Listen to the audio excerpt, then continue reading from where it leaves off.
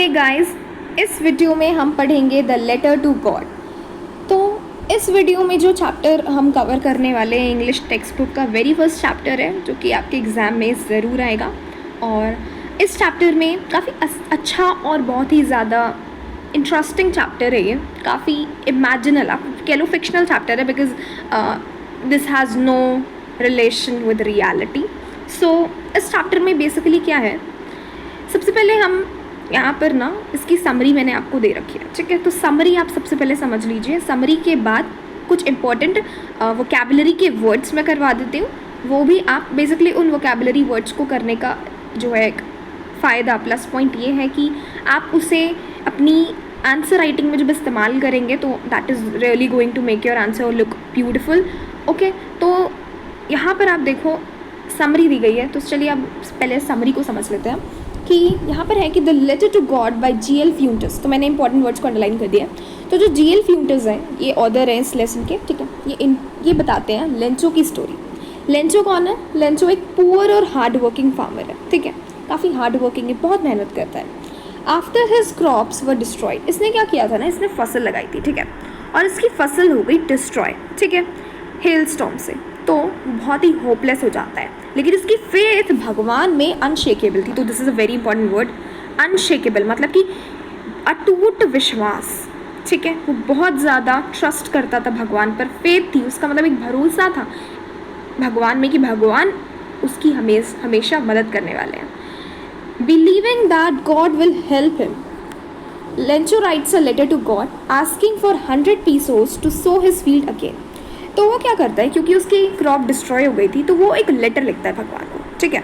और इस लेटर में वो लिखता है कि भगवान मुझे 100 pesos की ज़रूरत है, ठीक है, क्योंकि मेरी क्रॉप डिस्ट्रॉय हो गई and everything he describes in the letter, और 100 pesos की डिमांड रखता है। At the post office the post master and his employees are moved by Lencho's face.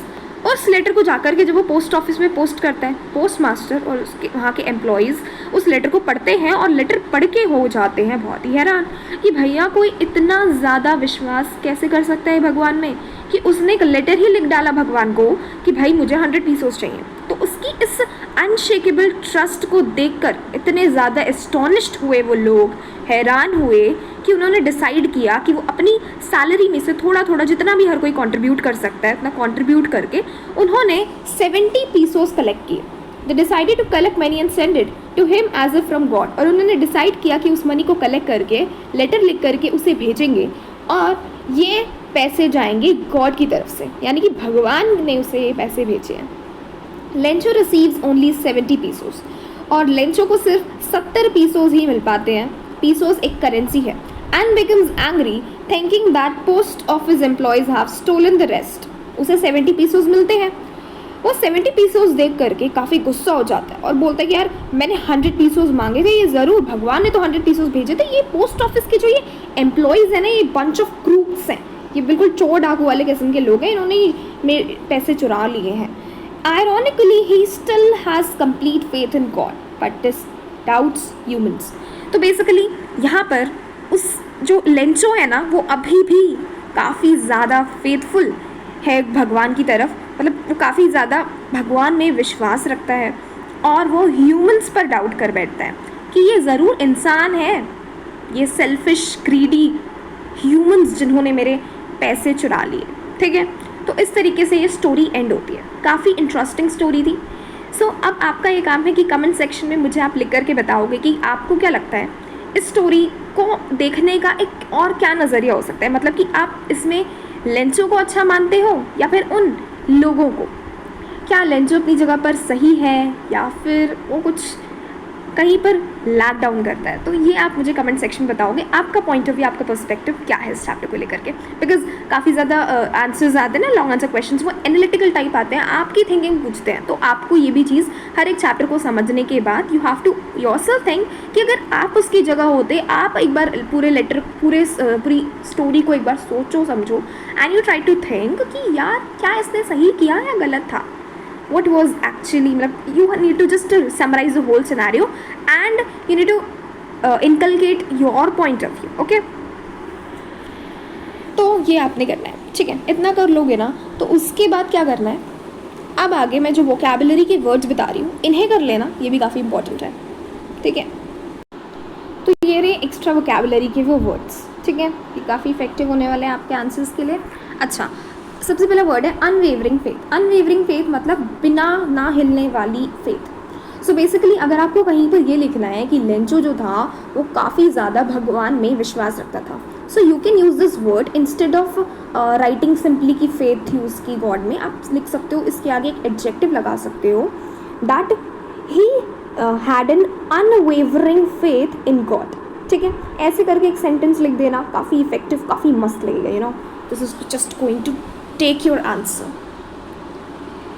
Ironical situation मतलब, आयरॉनिकल सिचुएशन मतलब कि एक आयरनी मतलब जब कोई चीज़ मतलब कि कॉन्ट्राडिक्टरी होती है, मतलब कि आयरॉनिकली मतलब क्या होता है ना कि जैसे आप ये देखो कि कहीं पर कुछ आयरॉनिक हो गया, मतलब कि जैसे मैंने बोला कुछ कॉन्ट्राडिक्टरी हो गया, मतलब कि आपने एक्सपेक्ट कुछ किया था पर हो कुछ किया। जैसे यहाँ पर हमने एक्सपेक्ट किया था कि क्योंकि ऑफिस के एम्प्लॉयज़ ने उसकी हेल्प की थी तो उसे उन्हें अप्रिशिएट करना चाहिए था, राइट, लेकिन यहाँ पर वो ऐसा नहीं करता, वो तो उल्टा उन्हीं पर जो है डाउट कर बैठता है कि इन्होंने ही मेरे पैसे चुराए हैं। तो यहाँ पर आप यूज़ कर सकते हो इस वर्ड को आयरॉनिकल सिचुएशन। आयरॉनिकल सिचुएशन मतलब something which is happening in contradiction, something which is expected to happen something else, well things are happening different, ठीक है।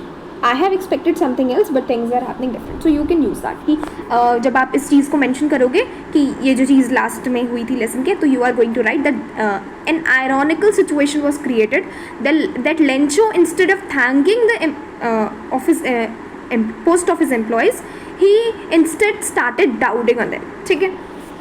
फिर आता है डीप रूटेड बिलीफ, ये भी आप इस्तेमाल कर सकते हो कि उसका बहुत ही ज़्यादा विश्वास रखता था भगवान में। सेल्फलेस एक्ट ऑफ काइंडनेस मतलब कि वो काफ़ी ज़्यादा सेल्फलेस था, मतलब जो आपके जो पोस्टमास्टर जो था वो काफ़ी ज़्यादा काइंड था, उसने काफ़ी सेल्फलेस मतलब जब हम अपने बारे में ना सोचकर कुछ काम करते हैं। So all the office employees try to help Lencho out instead of thinking कि यार उनकी सैलरी है, they should not actually spend on someone else. And एक इस तरीके के इंसान जो काफ़ी नेव काइंड ऑफ पर्सन है, काफ़ी नेव मतलब होता है काफ़ी ज़्यादा यू नो भोला भाला सा, एक तरीके से भोला भाला बट कभी कभी से नेगेटिव वे में यूज़ किया जाता है कि काफ़ी स्टूपिड, कुछ ज़्यादा ही भोला, यू नो, स्टूपिड जिसे कहते हैं, एकदम भोंदू सा इंसान, दैट काइंड ऑफ पर्सन। ऐसे इंसान पर उन्होंने खर्च किया, तो बेसिकली एक selfless act of kindness he था उनका। फिर आता है next word is miss interpretation, मतलब कि जो मिस इंटरप्रिटेशन कर ली किसने, लेंचो ने। इस वर्ड को भी आप लिख सकते हो। सिंबल ऑफ होप मतलब कि जो लेंचो था वो हमें इस लेसन से एक सिंबल ऑफ होप जो है इस चीज़ के बारे में सिखाता है, that we should always never leave hope. Lencho जो था इतनी ज़्यादा ग्लूमी सिचुएशन, इतनी ज़्यादा चैलेंजिंग सिचुएशन होने के बावजूद वो इस बात में बिलीव करता था दैट कोई नहीं तो भगवान तो उसकी हेल्प ज़रूर करेंगे, he is never going to let his family sleep empty stomach. तो वो इस बात में विश्वास रखता था। So you can use this word symbol of hope, okay. फिर आता है ह्यूमन जेनरोसिटी, मतलब कि ह्यूमन की काइंडनेस, मतलब जेनरोसिटी मतलब something being generous means being kind, ठीक है। तो इंसानों की जेनरोसिटी मतलब जो काइंड एक्ट उन्होंने किया लेंचो के लिए, वो इसमें आप बोल सकते हो। So this was all about it. In vocabulary के वर्ड्स का इस्तेमाल कर लेना, your answer would just look very beautiful, ठीक है। एंड अब मैं इसकी NCERT की रीडिंग के साथ अगले लेसन में, अगले वीडियो में आऊँगी। सो प्लीज़ देखना नहीं भूलिएगा, okay. Thank you very much for watching this video.